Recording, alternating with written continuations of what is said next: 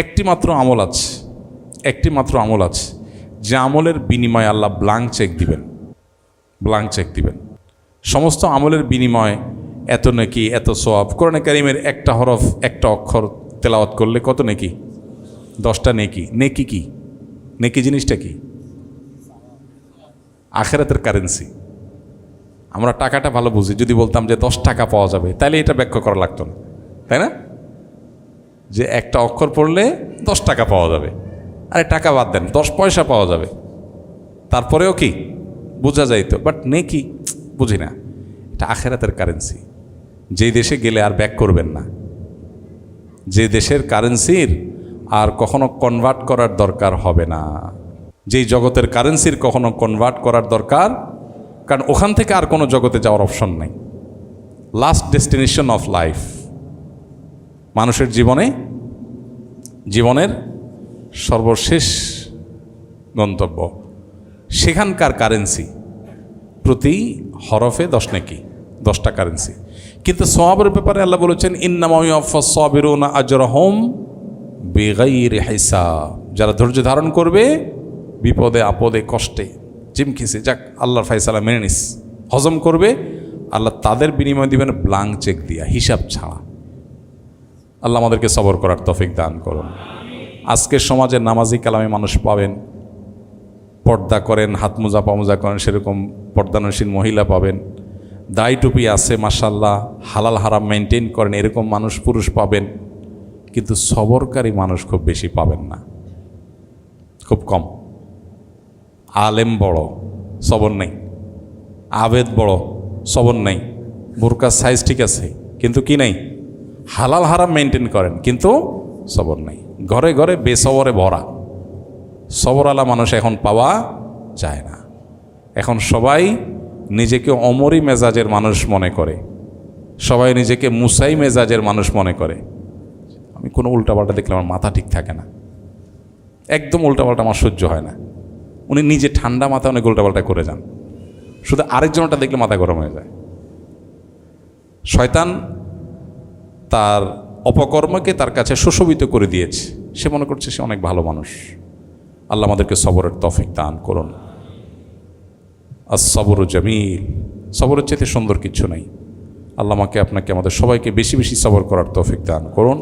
যারা সবর করতে পারে এদের মর্যাদা আল্লাহ দুনিয়াতে বাড়ায়, আখিরাতেও বাড়ায়। আল্লাহ যা করেন তা মঙ্গলের জন্যই করেন। সমাজে প্রচলিত এই বাক্যটির সঠিক ইসলামী ব্যাখ্যা কি? আল্লাহ রাব্বুল আলামিন আমাদের জন্য দুনিয়াতে যা কিছু করেন এর পেছনে মঙ্গল থাকতে পারে, আমাদের কোনো কল্যাণ থাকতে পারে, এই সুধারণা আল্লাহর প্রতি রাখা। এর মাধ্যমে আমরা মানসিক যন্ত্রণা এবং কষ্ট থেকে রেহাই পাই। আল্লাহর প্রতি সুধারণা রাখা হয়। আর তাছাড়া দুনিয়াতে মানুষের যত অসুবিধা হয় এগুলো 3টার যে কোনো একটা হয়। নাম্বার 1, কোনো বিপদ কোনো কষ্ট হলে তার মাধ্যমে আল্লাহ বান্দার গুনাহ মাফ করেন। কোনো অন্যায় করেছে, আল্লাহ তার জন্য দুনিয়াতে কোনো একটা কষ্ট দিয়েছে, ওইটাকে কাটাবার জন্য। আল্লাহ তাকে আখিরাতে পাকড়াও করতে চান না, সেজন্য। আবার কখনো কখনো বিপদ বা কষ্ট হয় আমাদের মর্যাদাকে বৃদ্ধি করবার জন্য। আবার কখনো কখনো আমাদের কষ্ট বা বিপদ হয়, অসুবিধা হয় আল্লাহর পক্ষ থেকে পরীক্ষার অংশ হিসাবে, যে সে বান্দা কতটা টলারেট করতে পারে, সবর করতে পারে কি না, করে কি না, তার মানসিকতা কি হয়, আল্লাহ সবই জানেন। বাস এটাকে আল্লাহ প্রমাণ করতে চান। যে কোনো অসুবিধা মানুষের হবে, এর পিছনে কোনো না কোনো কল্যাণ নিহিত থাকে যদি মানুষ সবর করতে পারে, সঠিক আপনার সিদ্ধান্ত যদি নিতে পারে। তো এই অর্থে বান্দার জন্য কোনো কষ্টকর বিপদের কিছু আসলেও তার পেছনে কোনো না কোনো কল্যাণ নিহিত থাকে। এই চিন্তা, এই ঈমান, এটা শুধু মানুষকে সান্ত্বনা দেওয়ার জন্য না, এটা বাস্তবতাই। আর এই বাস্তবতার প্রতি যখন বিশ্বাস প্রগাঢ় হবে তখন তার জীবনে দুঃখের মধ্যেও সে সুখ পাবে। এই জন্য পৃথিবী জুড়ে সবচেয়ে বেশি তুলনামূলক মুসলমানরা সুখে থাকে। তার প্রমাণ কি? তার প্রমাণ হলো বিশ্ব স্বাস্থ্য সংস্থার জরিপ অনুযায়ী প্রতি বছরই, আপনি বেশ অনেক বছরের জরিপ মিলায় দেখতে পারেন, সৌদি আরবের রিয়াদ থেকে একটা বই প্রকাশিত হয়েছে, রব্বি আল্লাহ, আরবি মূল বইয়ের নাম। এটা 40-50টা ভাষায় অনুবাদ হয়েছে। এটার বাংলা অনুবাদটা আমি করেছিলাম আরও বোধহয় 10-12 বছর আগে। তো ওই বইটাতে একটা ছক দেখানো হয়েছে বিশ্ব স্বাস্থ্য সংস্থার জরিপ অনুযায়ী পৃথিবী জুড়ে আত্মহত্যার প্রবণতা ধর্মবিশ্বাসের ভিত্তিতে। তো সেখানে দেখানো হয়েছে বেশ কয়েক বছরে দেখা গেছে যে গোটা বিশ্ব জুড়ে আত্মহত্যার প্রবণতা সবচেয়ে বেশি হলো যাদের কোনো ধর্মে বিশ্বাস নাই, কোনো সৃষ্টিকর্তার প্রতি বিশ্বাস নাই। তো যাদের কোনো ধর্মে বিশ্বাস নাই তাদের আসলে মানে সান্ত্বনার কোনো জায়গা নেই। একটা মানুষের কোনো সান্ত্বনা তো লাগে, সান্ত্বনার কোনো জায়গা নেই। তাদের মধ্যে আত্মহত্যা বেশি, তার মানে তারা সবচেয়ে বেশি মনের কষ্টে থাকে, দুঃখে থাকে। আত্মহত্যা মানুষ সাধে করে না। আর আত্মহত্যার প্রবণতা গোটা বিশ্বের রিলিজিয়াস যারা আছেন, ধার্মিক যারা আছেন, এদের মধ্যে সবচেয়ে কম হলো মুসলমানদের মধ্যে। অথচ মুসলমানরা সবচেয়ে দুঃখে আছে। আফ্রিকা জুড়ে মুসলমান না খেয়ে আছে, গোটা বিশ্বে মুসলমান যেখানে আছে সেখানে যুদ্ধ চাপিয়ে দেওয়া আছে, নানা রকমের জুলুম নিষ্পেষণ চলছে। আত্মহত্যা সবচেয়ে বেশি এদের মধ্যে থাকার কথা, কিন্তু পরিমাণ সবচাইতে কম। কারণ ওই যে তাদের ঈমান তাদেরকে সুখী করে। এই জন্য কেউ যদি সুখী হতে চায়, সে সম্পদ সঞ্চয়ের চাইতে সে যেন দিনকে বেশি ধারণ করার চেষ্টা করে। কেউ যদি সত্যি সুখ চায়, তাহলে তার সম্পদের চাইতে দিন ধারণের প্রয়োজন বেশি। হ্যাঁ, কেউ যদি ভাবসাব চায়, তাহলে ডেফিনেটলি সম্পদ লাগবে। ভাবসাব ভিন্ন জিনিস, আর সুখের অভিনয় এক জিনিস, আর সুখ আরেক জিনিস। সুখের ভালো অভিনেতা হতে চান, তাহলে অনেক টাকা পয়সা লাগবে। আর সুখী হতে চান, তার জন্য দিন লাগবে, দিন আল্লাহর কাছে নিজেকে সারেন্ডার করার মতো মানসিকতা লাগবে, বাস।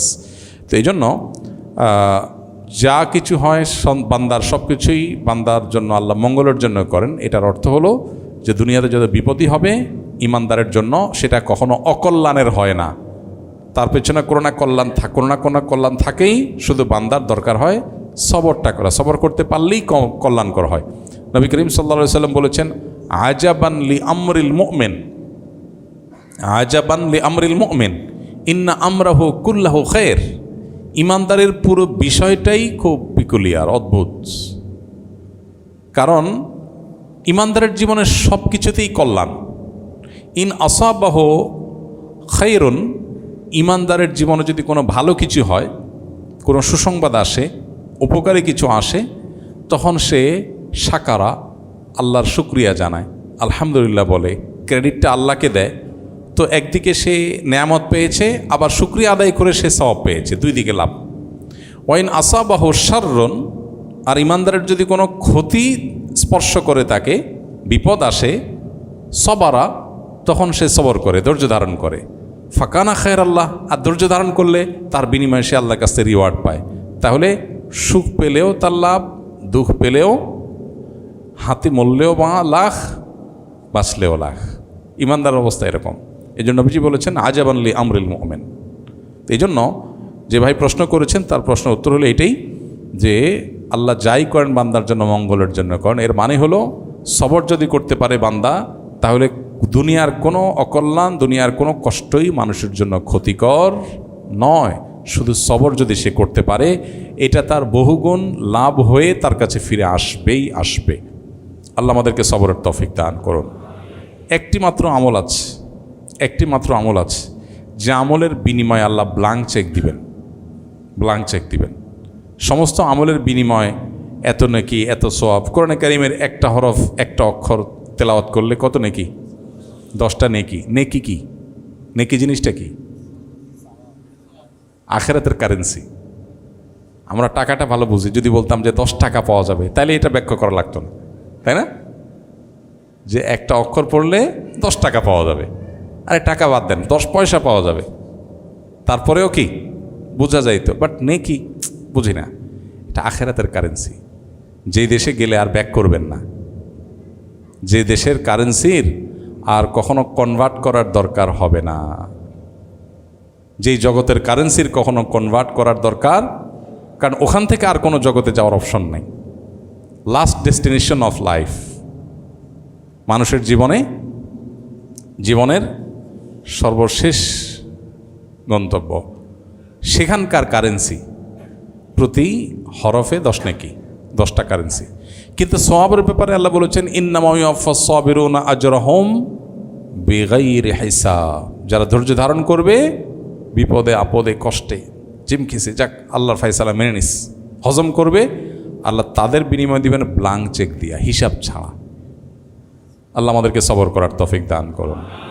আজকের সমাজে নামাজি কালামী মানুষ পাবেন, পর্দা করেন, হাত মোজা পামোজা করেন, সেরকম পর্দানসীন মহিলা পাবেন, দাড়ি টুপি আছে মাশাল্লাহ, হালাল হারাম মেনটেন করেন, এরকম মানুষ পুরুষ পাবেন। কিন্তু সবরকারী মানুষ খুব বেশি পাবেন না, খুব কম।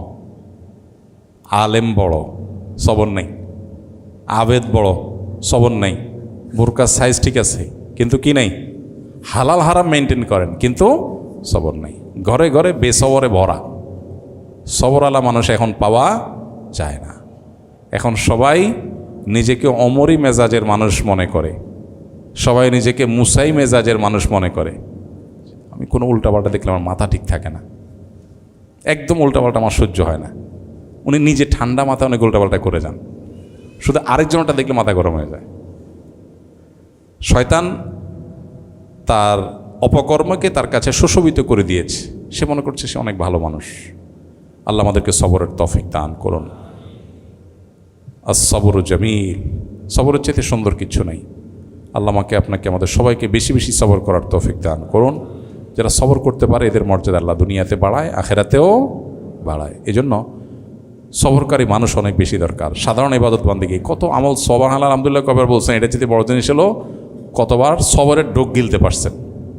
মেজাজের বিরুদ্ধে কিছু হয়েছে, ডোকটা গিলে ফেলছেন, এটা কঠিন কাজ। আল্লাহ আমাদের তৌফিক দান করুন। এরপরে প্রশ্ন হলো, একজন লিখেছেন আমার বয়স 22+ বছর, আমি হেপাটাইটিস বি ভাইরাসে আক্রান্ত, বর্তমানে ভাইরাসটি নিষ্ক্রিয় অবস্থায় আছে। আমি বিয়ে করলে আমার স্ত্রীকে 3 ডোজ টিকা দেওয়াতে হবে যাতে সে নিরাপদে থাকে। তো আমার ভাইরাসের কথা শুনলে কেউ আমার কাছে মেয়ে দিতে চায় না। আমি বিয়ের আগে সব খুলে জানিয়ে দেওয়া পছন্দ করি।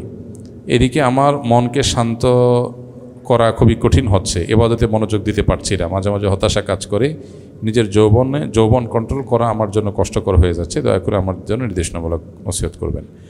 আমাদের তথাকথিত স্ট্যাটাস বা আমাদের সামাজিক মর্যাদার যে একটা ট্যাবু আছে, এইটা যদি আমরা ভাঙতে পারি তাহলে অনেক সমস্যার সমাধান হয়ে যাবে, অনেক সমস্যার সমাধান হয়ে যাবে। উপার্জন কম, আয় কম, চলতে পারি না। আপনি স্ট্যাটাস পায়ের নিচে পিষ্ট করে ফেলেন, দেখবেন চলতে পারবেন, কোনো ব্যাপার না। আমাদের খেয়ে পরে বেঁচে থাকার জন্য খুব বেশি অসুবিধা হয় না। অসুবিধা হয় কিসের জন্য? ভাবসাবের জন্য। এই ভাবসাবটাকে যদি পায়ের নিচে মাড়ায় ফেলানো যায়, সব সমস্যার সমাধান হয়ে যায়। এই জন্য পরিবারের সবাই মিলে বসে সিদ্ধান্ত নিতে হয় যে আমরা কোনো ভাবসাব বলতে কোনো কিছু রাখবো না। আমরা কারোর সাথে কম্পেয়ার করতে যাব না। আমাদের সমাজে কারোর সাথে কম্পেয়ার করার দরকার নাই। আমরা আমাদের মতো ইউনিক। সবাই আজকাল এটা করে, বিয়ে হলে এত টাকা খরচ করে, এটা হলে ওইটা করে। তো যার আছে সে করতেছে, করুক, আমি করব না। আমি আমারটা নিয়ে অনেক হ্যাপি।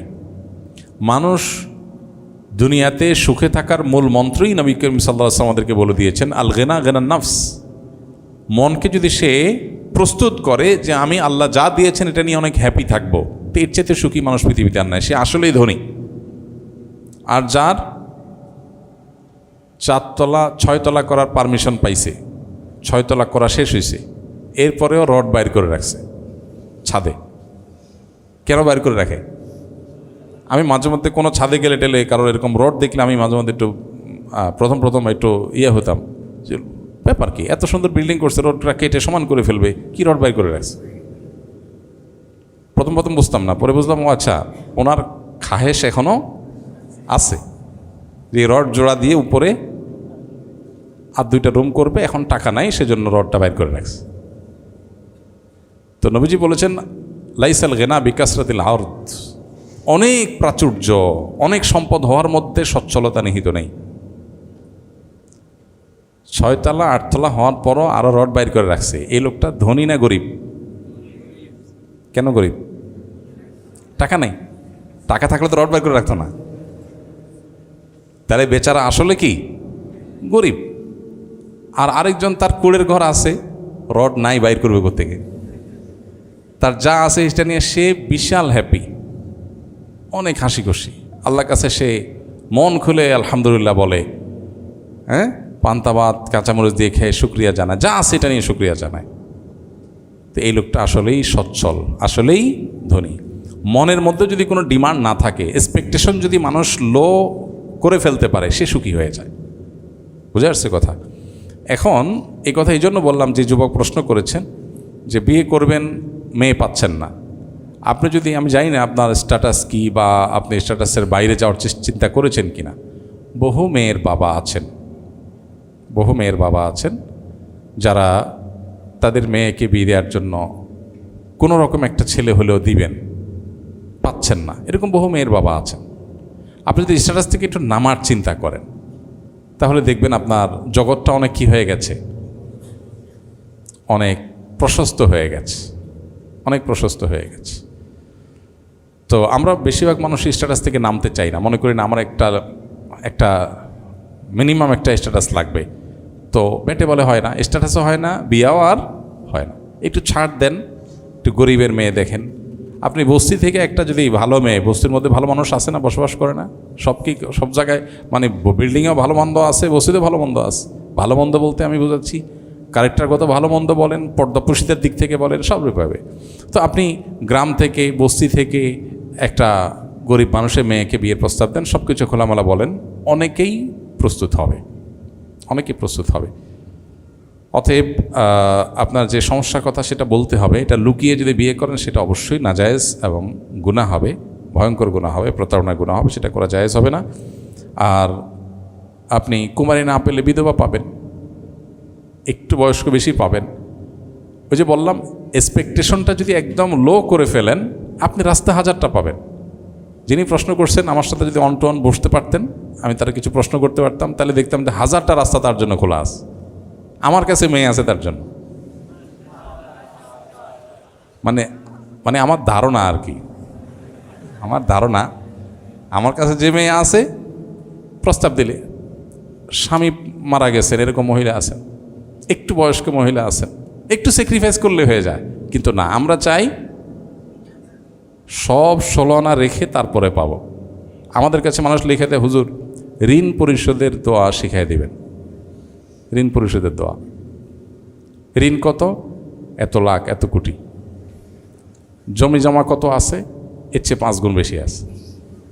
তো জমি বেচে ঋণ দেন না কেন? ভাই জমি বেশি কেউ ঋণ দেয়?